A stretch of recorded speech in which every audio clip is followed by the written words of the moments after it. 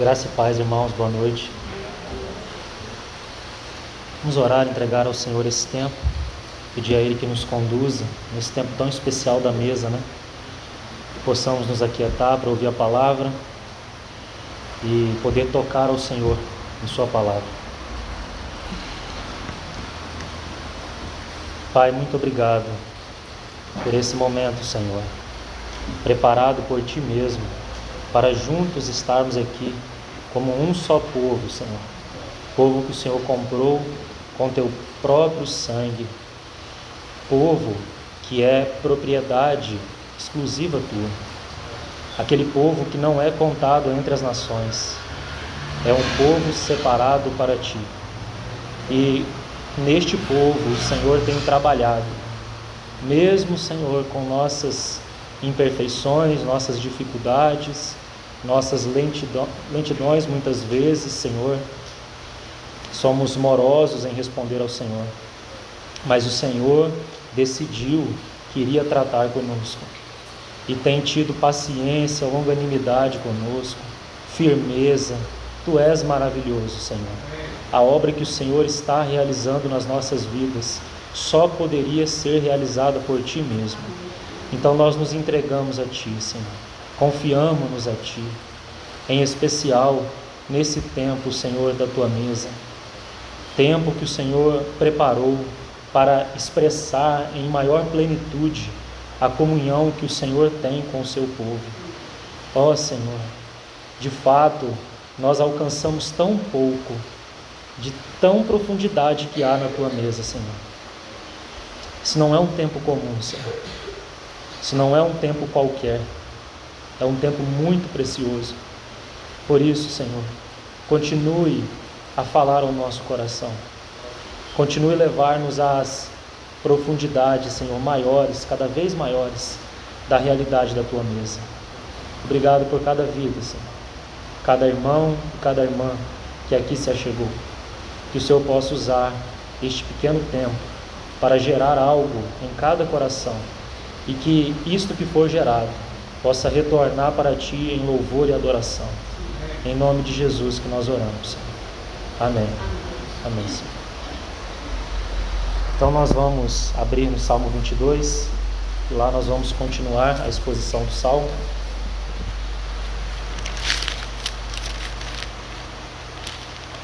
Salmo 22.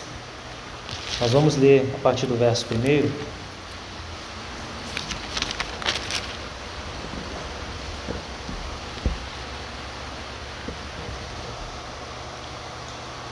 Diz assim: Deus meu, por que me desamparaste?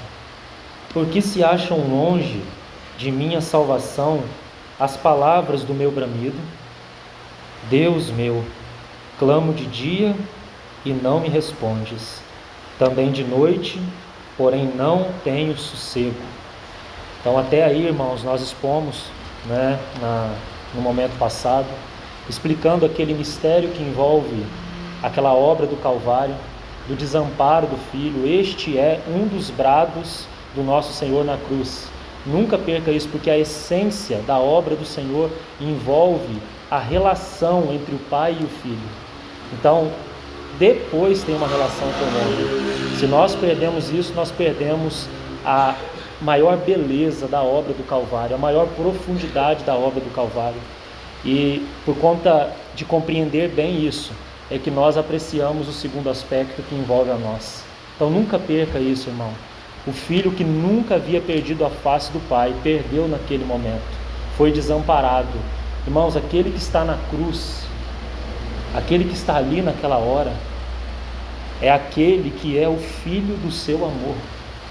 É aquele que em Provérbios 8, depois você veja essa expressão lá, a sabedoria personificada, a sabedoria que é uma pessoa ali, essa sabedoria diz: eu, o Filho falando, eu era as suas delícias.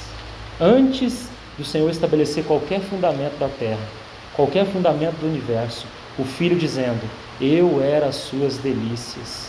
É esse, irmão, que está sendo desamparado na cruz. E não é porque ele conheceu o pecado, mas porque sobre ele estava o nosso pecado. aquele que não conheceu o pecado, Deus o fez pecado por nós. Para quê? Qual o propósito?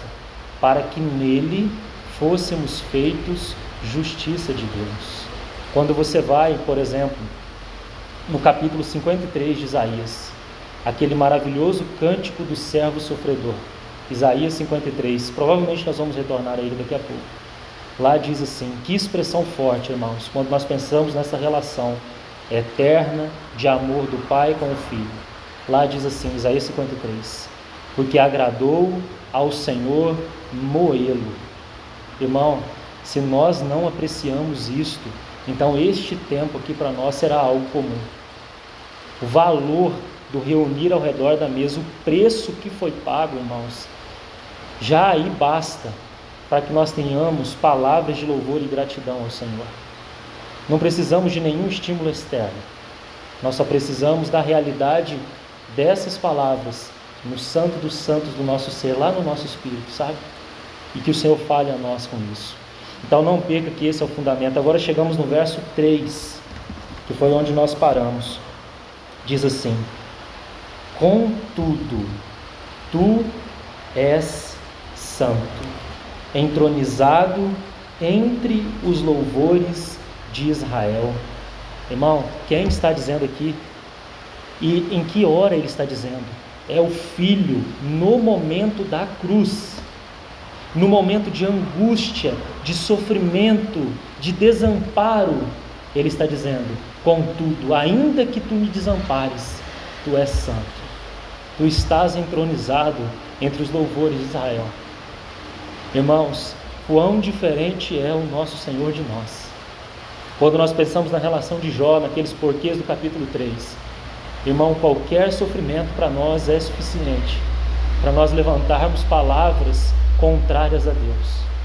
Mas o nosso Senhor, naquele momento da crucificação, provavelmente citando o Salmo 22 por completo, ele diz, Senhor, ainda que tu me desampares, tu és santo, tu estás entronizado entre os louvores de Israel. O Senhor não mudou. Bendito seja o Senhor, irmãos. E por que que o filho estava sendo desamparado naquele momento? Qual era o motivo do desamparo? Justamente essa santidade. O Deus santo, olhando para o filho que é santo, mas está coberto com o nosso pecado. João capítulo 3. Assim como a serpente de bronze foi levantada no deserto, citando o texto de Números, naquela cena de Moisés, importa que o Filho do Homem seja levantado. E lá diz assim, bendito seja o Senhor, que todo aquele que olhar para Ele viverá. Sabe o que vem logo depois? Porque Deus amou o mundo de tal maneira. Aqui nós estamos vendo essa tal maneira, irmãos. Tal maneira, essa é a força, essa é a intensidade. Tal maneira que deu o seu Filho unigênito. Qual o propósito? Para quê?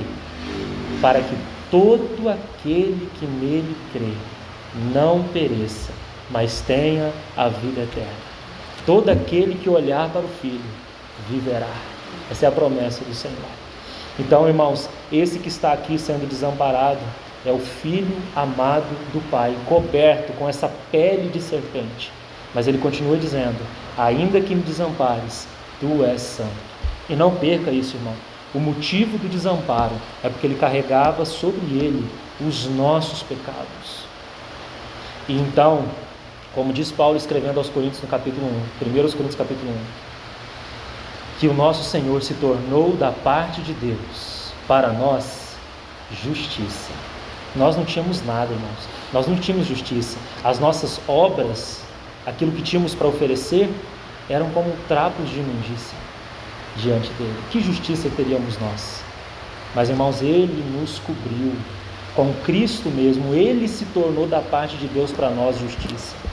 Aquela vestimenta tipificada para Adão e Eva ali no jardim é a vestimenta do próprio Cristo. Ele nos vestiu e nós estamos assim para todo sempre. Não precisamos fugir envergonhados da presença do Senhor. Não precisamos nos esconder. Nós estamos cobertos com Cristo mesmo. Bendito seja o Senhor. E aqui eu queria colocar um detalhe muito especial, que nas minhas meditações eu pude verificar essa pequena diferença que há. E eu vou dizer qual é, que vai explicar essa relação do Deus Santo com aquele que estava coberto com os nossos pecados. Na Septuaginta, se os irmãos não sabem, essa é uma versão que tem um certo peso no que diz respeito ao escrito dela. Ela também é chamada de versão dos 70, Septuaginta. Essa foi a versão utilizada pelo nosso Senhor quando aqui esteve e pelos seus apóstolos. Então ela tem um peso muito significativo, porque o Senhor não corrigiu essa tradução, não fez nenhum acréscimo, nada. Ele citou. E a Septuaginta parece algo que não tem tanta importância, mas tem. Preste atenção, porque vai ter um detalhe aqui no texto. A Septuaginta, ela é uma tradução grega do Antigo Testamento. Os irmãos sabem que o Antigo Testamento foi escrito em hebraico e aramaico. Então a Septuaginta, 70 ali escribas traduziram o Antigo Testamento para o grego. E ela é uma versão muito fiel aos originais, certo? Então, no que diz respeito a isso, e por isso que eu construí esse contexto, na Septuaginta, esse versículo 1, que aqui aparece para nós, na versão Almeida, revista e atualizada, diz assim: Deus meu, por que me desamparaste? Por que se acham longe de minha salvação as palavras do meu bramido? Agora, veja como a Septuaginta coloca. Os irmãos vão ver por que eu coloquei isso. Na Septuaginta diz assim: ó Deus, meu Deus, ajuda-me, por que me desamparaste?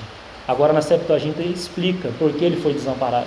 Diz assim: a soma das minhas transgressões afasta-me para longe da minha salvação. Na nossa tradução não aparece essa expressão, a soma das minhas transgressões, porque o Senhor está ali identificado com o seu povo. Ele está carregando as transgressões, os pecados do seu povo. Ele não conheceu o pecado. Aquele que está na cruz é santo, é inculpável, é separado dos pecadores e é feito mais alto do que os céus. Nele não havia pecado, não havia dolo, nenhuma palavra, nenhum pensamento, irmãos, nada. Toda a sua vida perfeita. Por isso que Pedro vai dizer em Atos 2 que ele é o varão aprovado de Deus, porque em nada havia nele reprovação. Então aqui na Septuaginta, e fique como registro, aparece essa expressão, a soma das minhas transgressões, porque como já disse, ele está coberto com aquilo que pertencia a nós. E então, por isso, o autor aos Hebreus vai dizer assim, no capítulo 4, achegue-se junto ao trono da graça, para receber misericórdia e socorro em ocasião oportuna. Não para receber recusa, apontamento. Quem faz acusação é Satanás, irmãos. É esse que fica o tempo todo acusando. Parece que como tentando diminuir o valor do sangue, tentando diminuir o valor da obra realizada do nosso Senhor. Isso não é o falar do Espírito Santo. A acusação não pertence ao Espírito, é de Satanás. O Espírito Santo nos conduz ao arrependimento. É diferente, irmãos. E esse arrependimento nos conduz para mais perto do Senhor. Não em acusação, em vergonha. Quem faz isso, porque ele ainda continua, irmãos. Apocalipse vai dizer que dia e noite ele comparece à presença de Deus acusando-nos. Mas aí, irmãos, e aqui nós vamos passar para a próxima etapa. Paulo vai dizer assim: ô irmãos, que todos nós a um possamos dizer o mesmo. Romanos capítulo 8. Sabe o que diz lá? Quem acusará, quem intentará acusação contra os eleitos de Deus? Sabe qual é a resposta? É Deus quem os justifica. Por isso que Paulo vai dizer assim: você está bem certo também, irmão? Você está, irmã?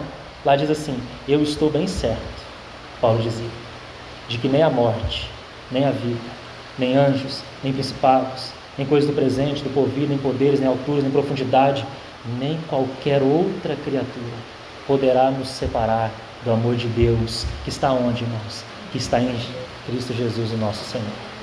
Bendito é o nosso Senhor para todo sempre. A Ele toda a glória, irmãos. Esse é o motivo do nosso reunir. É por Ele que nós estamos aqui. É por Ele, é para Ele são todas as coisas. Então, seguindo, versos 4 e 5, diz assim: nossos pais confiaram em ti, confiaram e os livraste. A ti clamaram e se livraram. Confiaram em ti e não foram confundidos. Irmãos, você percebeu uma palavra que se repete aí 3 vezes? Olha aí para o texto e me diga qual é essa palavra. Confiaram. Não é isso? Por que o nosso Senhor está repetindo isso 3 vezes? Porque, irmãos, esta é uma das marcas da vida do nosso Senhor Jesus. Ele sempre confiou no Pai. Sempre. Em nenhum momento, até mesmo no Getsemane, irmãos, você se lembra? No Getsemane, às portas da cruz, ele vai dizer assim: Senhor, se possível for, passa de mim este cálice. Mas se não for, que não seja como eu quero, mas como tu queres. Seja feita a tua vontade. Não é isso? Então até ali, irmãos, possuindo uma vontade, ele subjuga essa vontade à vontade do Pai e permanece em confiança, submetendo-se por completo. E aqui, irmãos, pendurado na cruz, muito provavelmente citando esse Salmo 22, ele continua falando de confiança. Que nota maravilhosa para nós, irmãos. Sabe por quê, irmãos? Nós ainda precisamos aprender tanto sobre confiar no Senhor. Tanto, a começar desse que vos fala. Qualquer coisinha nos sacode, qualquer coisinha nos coloca dúvidas.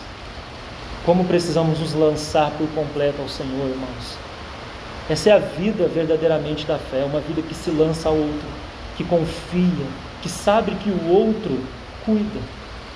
Vosso Pai sabe.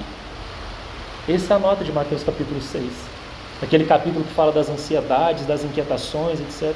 Vosso Pai sabe do que tens necessidade. Né, irmãos? Então nós precisamos aprender, não poderíamos deixar de registrar, porque essa é uma nota também importante da vida do Senhor. E ele está dizendo assim, preste atenção, porque nós vamos entrar no verso 6 aqui, vamos parar, e este é o pano de fundo do verso 6.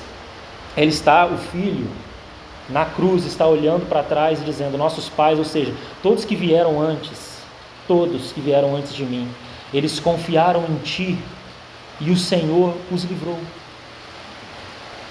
Mas agora nós temos um mas. Olha o que diz esse mas. Mas eu sou verme e não homem, opróbrio dos homens e desprezado do povo. Você entende o peso dessas palavras, irmãos? Quem está dizendo isso? Quem está dizendo isso? Ele está dizendo, outros confiaram e o Senhor livrou, mas eu não sou homem, eu sou verme. Eu sou vergonha dos homens. Oh, irmãos, nós estamos tocando em terra santa. É muito profundo isso daqui. Esses vermes, irmãos, que fiquem como registro, eles aparecem em 2 contextos. O primeiro, se não me falha, Isaías 14. Depois você pode ir lá examinar o versículo que é. Isaías 14. Esses vermes eram vermes de cadáveres. Então o Senhor está usando essa linguagem para expressar quem Ele era naquele momento ali. Ele está dizendo, eu sou como um verme de um cadáver. Muito forte a palavra no original. E também Jonas, capítulo 4, vai usar um outro sentido para esse verme. E o sentido é de vermes que comem raízes de plantas, de árvores, e matam essas plantas, essas árvores. O que está por trás dessas palavras? Por que o Senhor está dizendo, eu não sou como um homem, eu sou um verme, eu sou como algo que come cadáver, eu sou algo que come raiz, eu sou algo, sabe qual é o sentido, irmão? Insignificante. É isso que sou, insignificante. Irmãos, e é tão forte a linguagem aqui, olha para o texto, que ele diz, eu sou verme e não homem. Que palavra forte, irmãos, porque se você observa aquele momento ali, o ápice que resultou na cruz, o Senhor estava sendo considerado por todos, de fato, como um verme. Ele foi rejeitado por todos. Poucos estavam ali naquele momento da cruz. Até mesmo, irmãos, aqueles que o acompanharam por 3 anos e meio, também o abandonaram, cumprindo a profecia repetida pelo Senhor também, do seu próprio lado: ferirei o pastor, e as ovelhas ficarão dispersas. Então cada um foi para um lado, e o nosso Senhor ali está como que em completo desamparo. É isso que ocupava o coração do nosso Senhor naquele momento.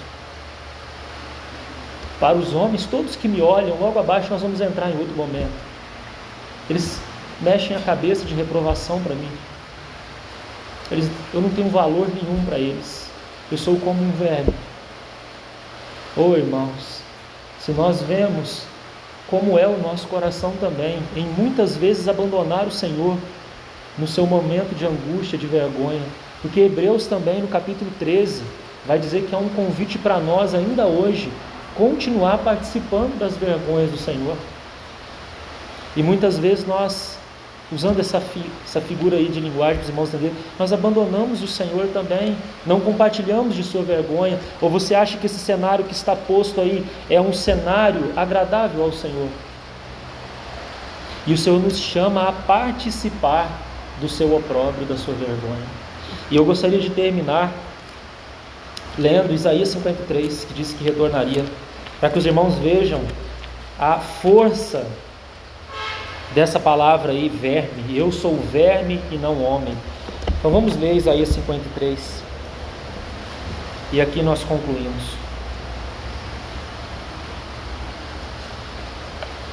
Vamos ler desde o verso 1.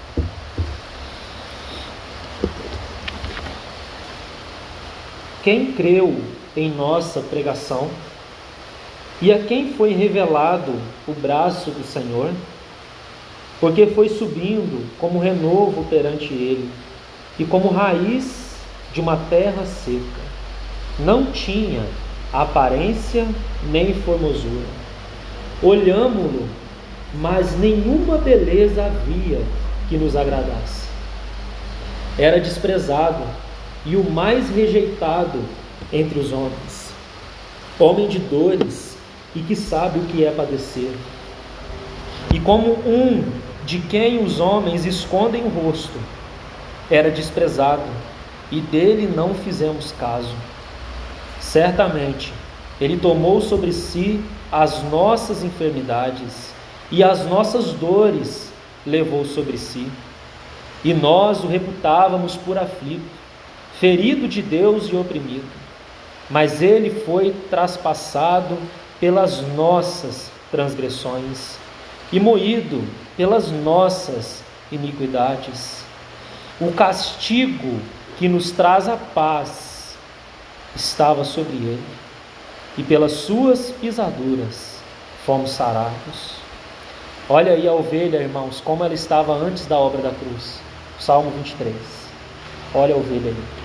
Todos nós andávamos desgarrados como ovelhas, cada um se desviava pelo caminho, mas o Senhor fez cair sobre ele a iniquidade de nós todos. Ele foi oprimido e humilhado, mas não abriu a boca.